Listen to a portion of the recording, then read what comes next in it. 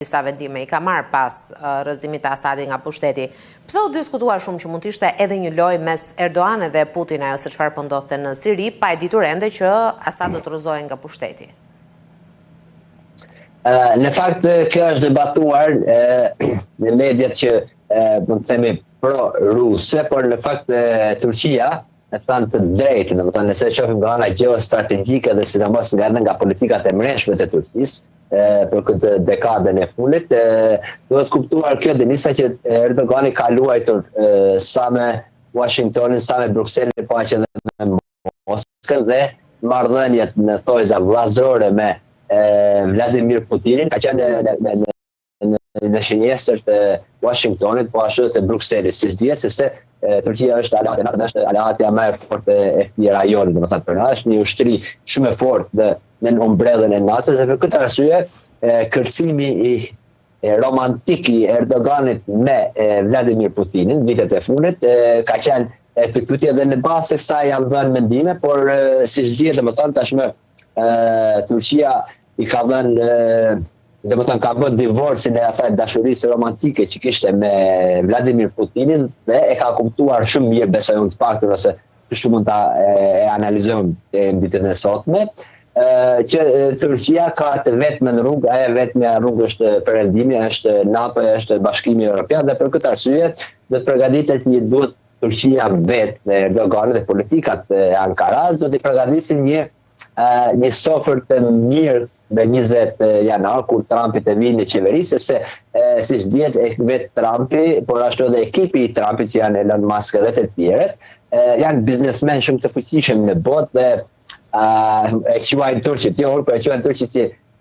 feja, dini, mani tyne janë vetëm paraja, po edhe Erdogani ka domethënë ka interesin e vet për të netur në qeveri, për të qenë sa më i fortë, pavarësisht se do të thënë kjo Denisa që në merite Turqisë në pjesën kurde të Sirisë, atje bëhet fjalë pavarësisht se tash 13 vitet e fundit nuk kemi të dhëna zyrtare, por bëhet fjalë për një petrol, nxjerrje e petrolit 450 deri në 460 milion dollar në ditë, dhe kjo është pika kryesore ku mund të ndikojnë ndoshta një konflikt mes Amerikës, e cila përkrah organizatat terroriste që quhen nga ana e Turqisë YPG dhe PKK-ja, kurse Turqia përkrah të gjithë forcat revolucionare, çlirimtare që tashmë kanë arritur suksesin, paktën deri më tani kështu duket,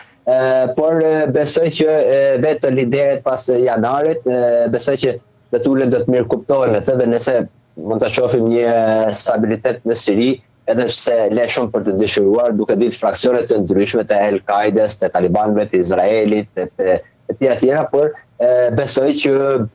mund të vinë ditë më të mira se sa kanë qenë këtë dekadën e fundit. Pavarësisht këtyre kërcënimeve, Erdogan është zotuar që askush nuk do ta prek Sirin. Si do ta realizojë këtë, duke çuar edhe ushtrinë e tij në kufi? Jo, Denisa, këtë Erdogan e ka thënë vazhdimisht, po çojmë njerëz, po çojmë ushtrinë e tij në Gaza, po çojmë Liban, po çojmë anë këtej. Të thjesht për opinion të mbrëmshëm, edhe plus që në fundit është një ndër liderët më kryesorë të zonës, është një ndër shtetet më të mëdha të zonës, dhe për këtë arsye duhet të flasi, por normalisht që me sa shoh unë, ose të paktën me sa flitet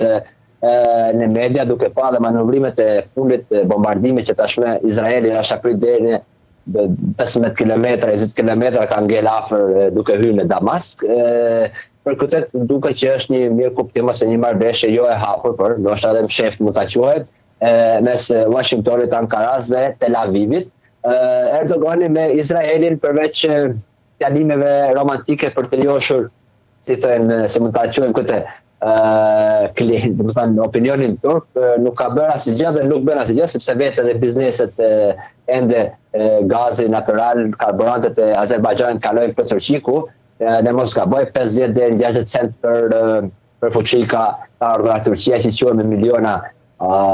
dollar në ditë. Për këtë arsye këto janë fjalime romantike, tashmë kemi një realitet krejt ndryshe, kemi një seri krejt ndryshme, nuk e kemi më njësat, atje që vetëm vend që ka humbur paktën deri më sot 2 javët e fundit është që ka humbur Irani, ka humbur dhe Rusia në Siri, dhe tani të paktën mund ta themi krejt hapës që Turqia dhe Amerika ka dalë fitimtare, por mbi këtë të dyja e vetmja që do të jetë fitimtare, siç është deri më tani, është Izraeli, ku edhe siç e dhatë të pak më parë që malet e Golanit tashme automatikisht janë të njohura nga ana jonë dhe nga ana e Trumpit.